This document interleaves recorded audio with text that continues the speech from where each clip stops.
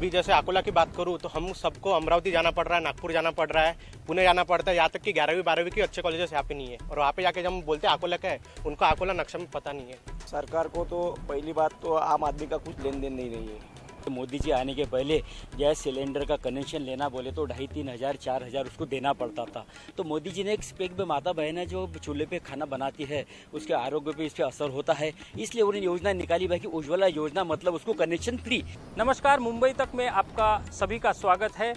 2019 के चुनाव के चलते अकोला चुनाव क्षेत्र में क्या समस्याएं हैं, क्या अब तक ये समस्या सुलझाई गई है, सांसद से लोग कितने खुश हैं, क्या परिवर्तन चाहते हैं, ये सभी समस्या अगले कुछ मिनटों में हम आपको बताएंगे और लोगों के से चर्चा भी करेंगे कि क्या इसको लेकर लोगों की राय है। हमारे साथ जो है सामान्य महिलाएं भी है, राजकीय जो पक्ष के पार्टी के लोग हैं वो भी है, और उसके साथ में किसान भी है, किसान नेता भी है, स्टूडेंट भी है, और इसी सभी को लेकर हम अगले कुछ मिनटों में आपके साथ इनके साथ चर्चा करने वाले हैं कि इनकी क्या क्या समस्या है।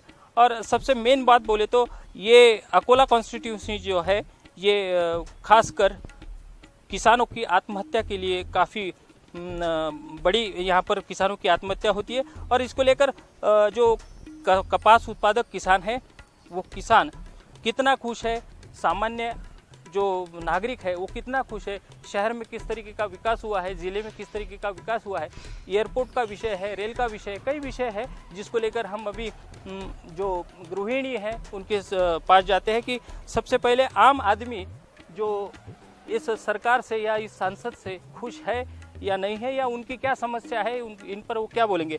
मुझे बोलिए कि क्या समस्या को लेकर आप सामने जाते हैं कि एक गृहिणी करके। गृहिणी में बोल के गैस के रेट्स है, बिजली के रेट है, पेट्रोल के रेट वो बहुत ही बढ़ चुके हैं, और दूसरा बात को एजुकेशन के लिए जो ऑप्शंस है वो बहुत ही कम यहाँ पे है। जैसे कि अगर आपको इंजीनियरिंग में डिप्लोमा करना है और इंजीनियरिंग करनी है तो यहाँ पे आपको एक ही कॉलेज है, और साथ ही में गवर्नमेंट पॉलिटेक्निक या गवर्नमेंट इंजीनियरिंग कॉलेज यहाँ पे नहीं है। गवर्नमेंट पॉलिटेक्निक डिप्लोमा करने के लिए आपको एक तो मूर्तिजापुर जाना पड़ता है, नहीं तो वाशिम जाना पड़ता है। ये बहुत ही 90s में इसके डिस्ट्रिक्ट फॉर्म होते हुए भी यहाँ पे गवर्नमेंट पॉलिटेक्निक कॉलेज नहीं है और गवर्नमेंट इंजीनियरिंग कॉलेज भी नहीं है। तो ये काफ़ी बड़ी समस्या है। मुझे बोलिए कि घर चलाने के लिए जो समस्या आती है वो क्या है, क्या इस सरकार से या इन सब बातों से खुश है? फिलहाल तो अभी एक कौन सी सरकार है इससे मुझे कुछ लेना देना नहीं, सिर्फ एक गृहिणी होने के कारण कि जो घर चलाना पड़ता, जैसे सिलेंडर बोले, पानी समस्या है, घर का जो भी है यानी जो दाम बढ़ते ही जा रहे, ये जो छोटी छोटी लेडीज़ के लिए जो समस्या आती है सबसे बड़ी बात है। जो आम लोग रहते हैं इनके लिए तो बहुत बड़ी बात है, और मैं यही चाहूँगी कि जो भी सरकार आगे यानी आ जाए, सिर्फ अकोला सिटी एक नागपुर है अमरावती की लेवल पे आना चाहिए, बस यही एक सामान्य नागरिक होने के कारण यही अपेक्षा करते हैं। मुझे बोलिए कि समस्याओं को लेकर तो कई महिला की समस्या होती है, महिलाओं को लेकर सरकार ने किस तरीके की योजना बनाई है, क्या योजना वो सही मायने में महिला तक पहुँच रही है? नहीं, सही मायने तक तो सभी महिलाओं तक पहुंचती नहीं है।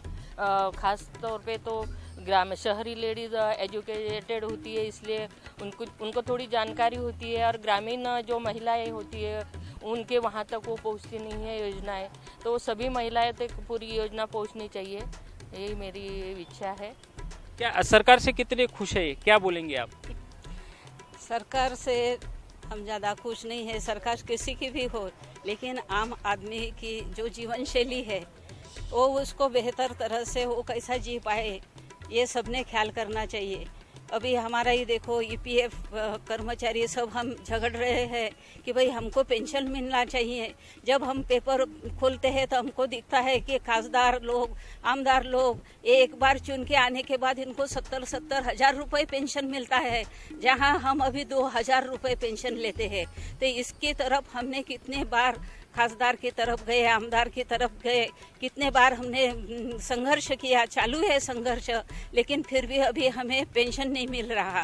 तो और आज दिन ब दिन हर चीज़ के दाम बढ़ रहे हैं।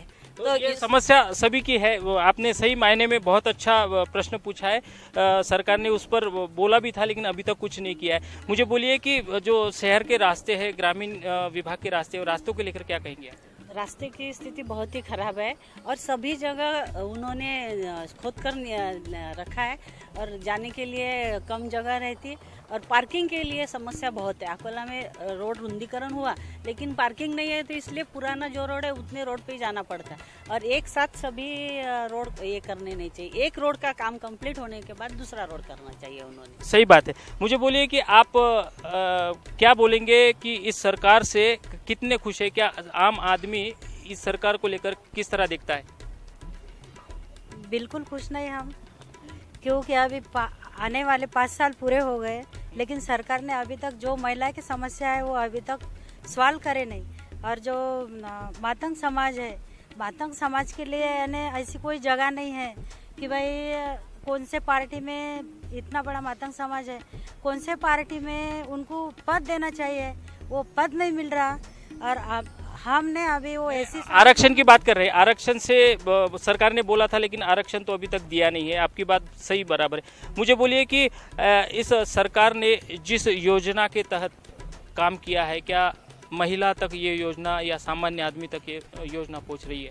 अभी देखो, आप योजना की बात कर रहे हैं, मैं आंगनवाड़ी में हूँ और आंगनवाड़ी को अक्टूबर महीने में मोदी सरकार ने, मोदी साहब ने खुद मन की बात की तरफ से बोले थे कि हम 1,500 रुपये बढ़ाएंगे, पर अभी तक बढ़ाए नहीं। तुम्हारी दिवाली अच्छी करेंगे बोले तो अभी तक हुई नहीं और वो पैसे 1,500 डाले नहीं। अभी 2 महीने पहले बोले कि 50% हम बढ़ाएंगे, तो वो भी बढ़ाए नहीं। तो ये आश्वासन सिर्फ महिला के लिए। फिर महिला का देखो, रेलवे में जो डब्बा आता वो इतना कम डब्बा रहता, आधा ही डब्बा रहता। तो महिला को पुरुषों के बराबर लाने को बोले तो डब्बा तो फुल होना, वो डब्बा नहीं। महिला का रिजर्वेशन का डब्बा होना, वो महिला का रिजर्वेशन का डब्बा भी नहीं। तो महिला की इतनी फजीता होती है वो प्रवास करने के टाइम में कि महिला सोच रही कि महिला के लिए बोलते कि सब कि महिला के लिए ये करना वो करना, और कोई महिला के लिए करता नहीं। समस्या महिलाओं की छूटी नहीं है। मुझे बोलिए कि एक पार्टी के नेता करके इस सरकार को क्या कहेंगे आप? कितनी योजनाएं बनाई है, क्या बनाई है? कुछ नहीं, योजना तो बनाया नहीं, झूठे बातें उन्होंने की है। योजना बनाए तो पूरे जानलेवा योजना बनाए, क्योंकि उन्होंने ऐसे उसमें तांत्रिक अड़चनी डाल दी है उसमें कि वो योजना यानी गौर गरीब यानी जो गरीब लोग हैं, सामान्य आदमी लोगों के पास वो पहुंचते ही नहीं है। और पहुंचने के बाद में कैसे उनको इतने हाल यानी सोचने पड़ते हैं कि वो बात ये सरकार के बारे में तो कुछ नहीं। मुझे बोलिए कि जिस योजना के तहत उज्ज्वला योजना हो गई या ये योजना, इसको लेकर सरकार ने बहुत बड़ी पहल की है, लेकिन क्या सामान्य तक ये पहुंची है? एक राजनीतिक नेता करके क्या बोलेंगे आप? बिल्कुल नहीं पहुंची। जो पहुंची है वो उनकी दिशा भूल की गई है। उनको बोले कि हम फ्री में दे रहे हैं आपको गैस, तो फ्री में तो मिला नहीं। उनको ऐसे आमिष दिया है कि हम आपको वैसे भी दे रहे, फ्री दे रहे, फुकट में दे रहे, ऐसी बात की। लेकिन उनके समझ में नहीं आए, जिन्होंने के लिए है उनके समझ में नहीं आए। तभी उनको लोन दे के उनके पास से पैसे वसूल कर रहे। ये कौन सी उज्ज्वल योजना है? वो कौन सी फायदे की योजना हो गई है? ये योजना फायदे की नहीं है। मुझे बोलिए कि एजुकेशन को लेकर क्या बोलेंगे, क्योंकि बच्चों के तो मैं जरा ग्रामीण भाग से बिलोंग करती हूँ, तो थोड़ी हिंदी के बजाय जरा मराठी में बोलूंगी तो थोडा असंच बोल सकूंगी। तर ग्रामीण भागामध्ये शिक्षणाचा खूप मोठा प्रॉब्लेम आहे, कारण ग्रामीण भागातल्या ज्या मराठी शाळा आहेत त्या बंद पडत आहेत। त्याच्यामुळे गोरगरिबाच्या मुलांनी कुठे शिकावं, त्याच्यामुळे साधारणतः ग्रामीण भागामध्ये जे मुलं आहेत ते सगळे अनुसूचित जाती जमातीतले, भटक्या जमातीतले मुलं आहेत आणि त्यांच्या शाळा जर बंद केल्या तर त्या मुलांनी कुठे शिकावं? शिक्षण हे अतिशय महत्त्वाचं आहे। त्याच्यामुळे ग्रामीण भागातले खूप मोठे प्रॉब्लेम आहेत। आता ताईंनी सांगितलं तसं 100 रुपयामध्ये आम्ही गॅस देऊ, तर कुठलाही 100 रुपयामध्ये गॅस तर दिले, परंतु भरताना मात्र त्याचे 1000 रुपये लागतात। ग्रामीण भागातल्या लोकांना सांगितलं तुमच्या खात्यामध्ये 15 लाख रुपये जमा करू, 15 रुपये जमा झाले नाही। त्याच्यामुळे आणि महिला, ग्रामीण भागातली महिला अत्यंत असुरक्षित आहे। म्हणजे मुलगी घरी येईपर्यंत आईला काळजी असते की मुलगी घरी येईल की नाही, कारण मुली ह्या थोडं शहरामध्ये अपडाऊन करतात। त्याच्यामुळे शिक्षणाचा बाकी सगळ्या बहुत बड़ी समस्या महिलाओं को लेकर आपने बोली है। मुझे बोलिए कि जो अस्पताल है, अस्पतालों में जो दवाइयाँ दी जाती है, जो सरकारी अस्पताल होता है, उसको लेकर क्या कहेंगे? किस तरीके का इनकी स्ट्रेटेजी रही है? क्या अब तक इन सबको सुलझा लिया है ये सरकार ने? सरकार को तो पहली बात तो आम आदमी का कुछ लेन देन नहीं है।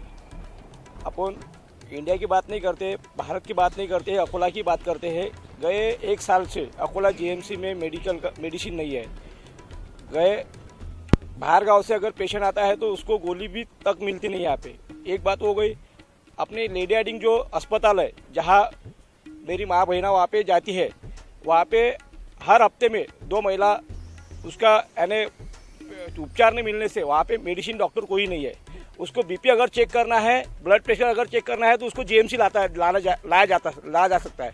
अगर एक आधे गरोदर बाई को, औरत को मेडिकल के वास्ते अगर वहाँ से यहाँ आना पड़ता है बीपी के ब्लड प्रेशर चेक करने के वास्ते। तो बहुत बड़ी समस्या है। आपकी समस्या बोलिए, मुझे बोलिए कि आप भाजपा के सदस्य है, एक कार्यकर्ता, एक नेता है, मुझे बोलिए कि इन समस्याओं को लेकर आप क्या कहेंगे? कि पहले मैं तो ये बहन जी ने बताया कि भाई उज्ज्वला योजना में कोई लोन ले जैसी बात है, वैसा कुछ भी नहीं। उज्ज्वला योजना का जो स्वरूप है, एक्चुअली कनेक्शन जो परिवार माता बहनें जो चूल्हे पे बनाती थी, जो गरीब लोग से कोई गैस कनेक्शन ले, जिसके पहले जो इसके पहले मोदी जी आने के पहले गैस सिलेंडर का कनेक्शन लेना बोले तो 2,500, 3,000, 4,000 उसको देना पड़ता था। तो मोदी जी ने एक स्पेक में माता बहनें जो चूल्हे पे खाना बनाती है उसके आरोग्य पे इस पर असर होता है, इसलिए उन्होंने योजना निकाली भाई कि उज्ज्वला योजना मतलब उसको कनेक्शन फ्री, बाद में उसको सिलेंडर तो जो लेना है वो लेना है सब्सिडी के साथ में। और कुछ अब अकोला का जो विकास की बात चल रही है, मैं पिछले 10 साल की बात कीजिए और ये 5 साल की, अब आपके सामने का रोड ही देखिए। 60,000 करोड़ इन्होंने लाए हुए हैं, सरकार जी ने, मोदी जी ने, और ये आदरणीय देवेंद्र जी की सरकार ने जो यहाँ पैसा दिया है। अब एक बहन बोली है कि भाई एक एक रास्ता करना चाहिए। अब आप ही मीडिया वाले बोलते हैं अगर एक एक रास्ता करेंगे तो विकास कब हो जाएगा? और फंड वापस गए तो उधर से भी चिल्लाते हैं। अब जिला परिषद में आपने जिला परिषद संभाली है, मेरी आपसे मेरी यही विनंती है, विकास अगर करना है, 3 फ्लाईओवर है, 2 फ्लाईओवर, अपने जो रेलवे रोड का जो फ्लाईओवर विकास चालू। मुझे बोलिए कि आप जिस तरीके से रास्ते का बात बोले हैं, महिला सुरक्षा नहीं है, सुरक्षा, महिला की जो सुरक्षा को लेकर जो सवाल उठे हैं, वो सरकार ने वादा किया था, उसका क्या हुआ? महिला सुरक्षा के बारे में जो उपाय है, आप देखिए हर पुलिस स्टेशन के अंदर में महिलाओं के लिए उनकी जो कुछ भी है फिरियाद है, उस फिरियाद लेने के लिए अलग से कक्ष बनाया है। हर किसी को वहाँ पर में आने के बाद में उनकी अगर फिरियाद ली है तो उसकी इमीडिएटली उसके हिसाब से उसकी तुरंत कार्रवाई भी होती है।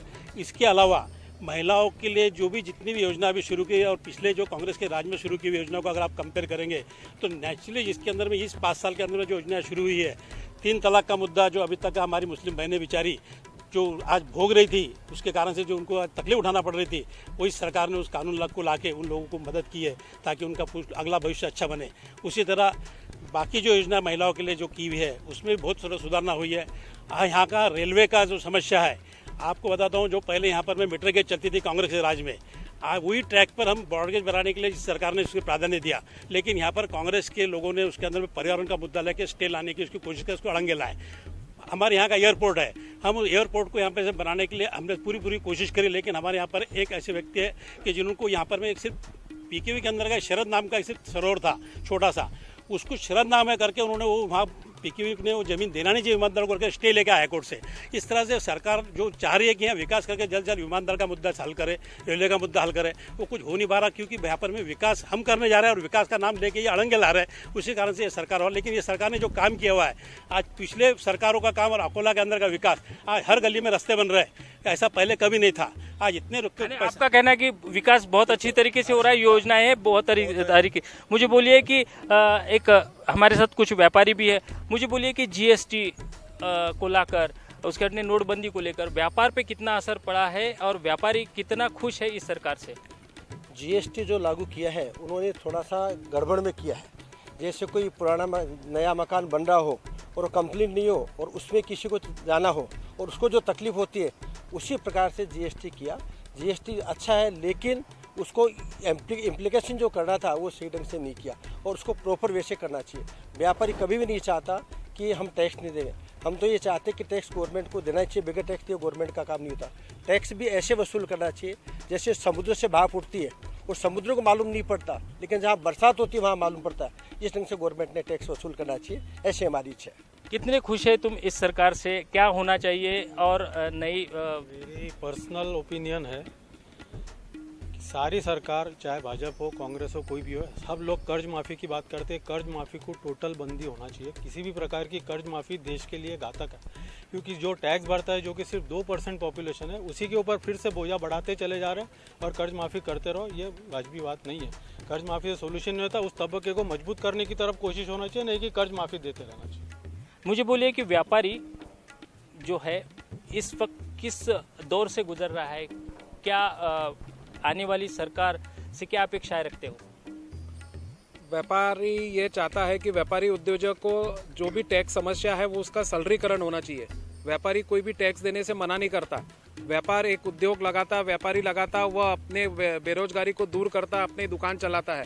टैक्स का सरलीकरण होना चाहिए, लाइसेंस का सरलीकरण होना चाहिए, ये हमारी अपेक्षा है। मुझे बोलिए कि इस सरकार ने बातें तो बहुत बड़ी बड़ी की थी कि उद्योग लाएंगे। किस तरीके के उद्योग लाए हैं? एक व्यापारी करके क्या बोलेंगे? यहाँ तो उद्योग तो नहीं, लेकिन यहाँ से तो जा रहे हैं उद्योग। जहाँ तक अकोला जिला की हम बात करेंगे तो अकोला जिले में पिछले 10 वर्षों में कोई भी नया उद्योग यहाँ पर आया नहीं है, जबकि जो बड़े बड़े उद्योग थे, जो सॉल्वेंट प्लांट्स थे, वो सारे सॉल्वेंट प्लांट्स बंद हो गए। मुझे ऐसा लगता है कि जब भी ये हमारे नेशनल लेवल के जब चुनाव आते, उस समय ये राष्ट्रीय मुद्दे हावी हो जाते हैं और हमारे स्थानीय जो मुद्दे हैं वो डब्बे में चले जाते हैं। और राष्ट्रीय मुद्दों को देख करके हम मतदाता भी उसी पार्टी को मत देते हैं जो राष्ट्रीयता की बात करती है, बड़ी बड़ी बातें करती है।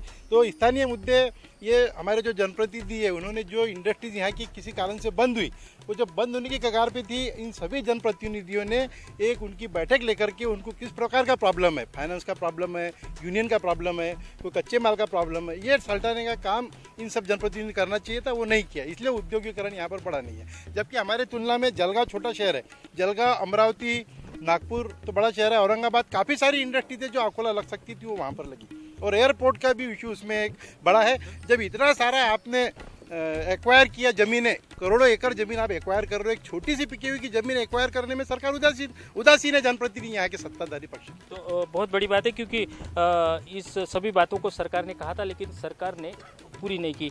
क्योंकि सरकार ने ये भी कहा था कि कर्ज माफ़ी को लेकर हम किसानों को खुश करेंगे, 2000 रुपये सालाना देने की भी बात की थी। हमारे साथ कुछ किसान हैं। मुझे बोलिए कि एक किसान तौर पर इस सरकार से कितने खुश है तुम? हम इस सरकार से बिल्कुल खुश नहीं है, क्योंकि ये सरकार ने कहा था कि हम एमएसपी बढ़ा दिए। एमएसपी ज़रूर बढ़े, लेकिन मार्केट में इनके एमएसपी से कोई खरीदी नहीं करता। एमएसपी से सब बिलो रेट है। अभी अब चने की बात करो, इनका एमएसपी है 4600 रुपये और 3900 रुपये से 3400 तक उसके ऊपर कोई जा रहा नहीं है। वैसे तुअर का, अरहर का बात करो, उसमें गवर्नमेंट का एमएसपी है 5675 रुपये और यहाँ 5000 या तो 5100 रुपये, इससे ऊपर कोई ले नहीं रहा। यानी किसान कितना खुश है? कितना उत्पादन करेगा किसान और क्या खेती करने को चाह रहा है इस सरकार के सभी इन नीतियों के बीच? बिल्कुल किसान बिल्कुल खुश नहीं है।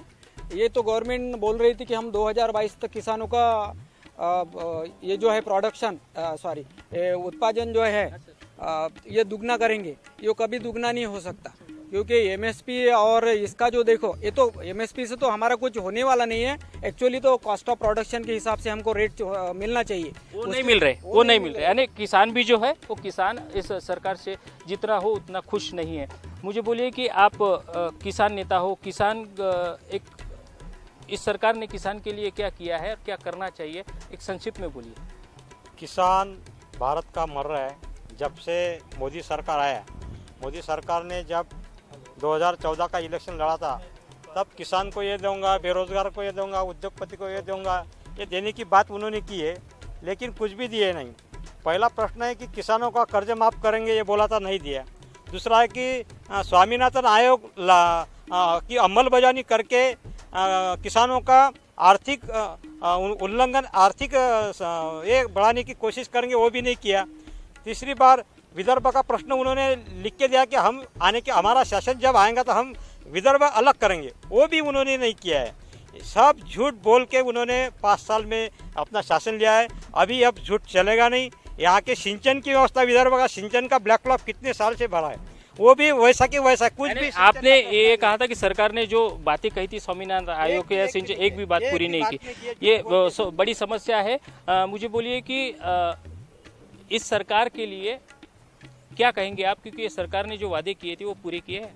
नहीं, सरकार ने पूरी तरह से वादे पूरे किए नहीं हैं। और ये राष्ट्रीय पातड़ी की बात नहीं करूँगा, मैं अपने शहर की बात करूँगा। शहर में काम जरूर शुरू है, मगर काम ऐसे चालू है कि जो मराठी में बोलते हैं ना, भीख नको पण कुतरा आवर, ऐसे रास्ते बन रहे हैं कि वो रास्ते बनते से ही उखड़ जा रहे हैं। तो 20 साल के डिफेक्ट लाइबिलिटी पीरियड वाले रास्ते हैं, वो 2 महीने में उखड़ रहे हैं, उसके बारे में कोई कुछ बोलना नहीं चाहता है। यानी रास्ते की भी समस्या काफ़ी बड़ी है, क्योंकि रास्ते बन रहे हैं, लेकिन कई जगह जो रास्ते हैं पहले ही यानी चलने से पहले ही उखड़ चुके हैं। मुझे बोलिए कि एक कांग्रेस के नेता हमारे साथ है, मुझे बोलिए कि सरकार ने जो वादे किए थे, शहर में जो काम किए हैं, किसानों के लिए जो काम किए हैं, वो कितने कारागर रहे? कुछ भी काम यहाँ पे जो भी सरकार ने 2014 में वादा किया था, वो वादे को उन्होंने कुछ पूरी नहीं किए। 15 लाख का वादा किया था, 15 लाख नहीं आए बैंक में। बाद में सब अकोला शहर के जिले के पूरे रास्ते खोद के रखे हुए हैं। इससे आने व जाने वाले परेशानी होती है, मजदूरों को परेशानी होती है। एखादा कोई पेशेंट रहा तो उसको परेशानी होती है। पेशेंट अगर एखादा सीरियस पेशेंट अगर कोई गांव से निकलता है तो ये जो रास्ते खोद के रखे हैं उस वजह से पेशेंट पहुंच नहीं सकता है। ये एक बहुत बड़ा मुद्दा है रास्तों की वजह से। दूसरी बात कि जो खेत माल का जो भाव का जो मैक्सिमम एमएसपी का जो वादा किया था वो पूरी तरह क्योंकि उन्होंने कहा है वो एमएसपी का वादा। मुझे बोलिए कि हमारे साथ कुछ स्टूडेंट्स हैं कि उनके लिए जिस तरीके से जिले में या फिर इस पश्चिम विदर्भ में जिस तरीके की एजुकेशन सोसाइटीज आनी थी, एजुकेशन की बड़ी बड़े कॉलेजेस आने थे, वो आए या नहीं आए, उनके लिए क्या तकलीफ है? मुझे बोलिए कि एक स्टूडेंट बोल के क्या कहेंगे कि इस सरकार ने जो वादे किए थे या सरकार पे क्या अपेक्षा थी युवाओं को? क्योंकि सबसे पहला वोट युवा ने मोदी जी को दिया था। 2014 में जब मोदी जी आए सब युवा खुश थे, सभी थे कि मोदी जी कुछ करेंगे, लेकिन ये सब झूठे बातें निकले। अभी जैसे अकोला की बात करूँ तो हम सबको अमरावती जाना पड़ रहा है, नागपुर जाना पड़ रहा है, पुणे जाना पड़ता है, यहाँ तक कि 11वीं 12वीं की अच्छे कॉलेजेस यहाँ पे नहीं है। और वहाँ पे जाके जब हम बोलते हैं अकोला का है, उनको अकोला नक्शा में पता नहीं है। हमको ऐसे बुरा लगता है कि हम अकोला के हैं, हमको कोई वैल्यू नहीं, अकोले को वैल्यू नहीं, अकोला की डिग्री को कोई वैल्यू नहीं। हम सबको पुणे मुंबई जाके पढ़ना पड़ता है। और मोदी जी ने जो रोजगार की भी बात की कि 2 कोटी रोजगार लाएंगे, उसके हिसाब से अभी तक 10 कोटी रोजगार आना चाहिए था, लेकिन 4 लाख के ऊपर रोजगार नहीं मिला है। ये सब झूठे वादे थे मोदी साहब की। तो जहाँ तक देखा जाए तो ये समस्या बड़ी है, क्योंकि सरकार ने जो वादे किए थे वो वादे पूरे होते नहीं नजर आ रहे। क्योंकि इतने लोगों से जो हमने बात किए है, सभी तरह के व्यापारी हो, किसान हो, सामान्य महिला हो, सामान्य आम आदमी हो, स्टूडेंट हो, इन सभी से हमने जो बात की है उस पर ये सरकार ने ये 5 साल में किए कामों के लिए जो उनका कार्ड बताया जा रहा है उससे लगभग नाखुश नजर आ रहे हैं। अकोला से धनंजय साबले, आज तक।